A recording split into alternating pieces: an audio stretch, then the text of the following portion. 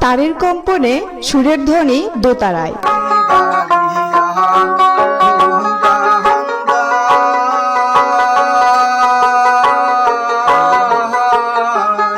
বাংলাদেশে বহু প্রাচীনকাল থেকে বাদ্যযন্ত্রের ব্যবহার হয়ে আসছে।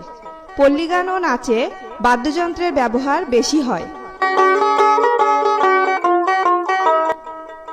বাংলাদেশের বিভিন্ন অঞ্চলে নানা ধরনের গানের প্রচলন আছে। পল্লী গায়কেরা প্রায় সব গানেই বাদ্যযন্ত্র ব্যবহার করে থাকেন। গ্রামের জনসাধারণ দেশজ সুলভ উপকরণে এগুলো তৈরি করে। দোতারাও তারের বাদ্য।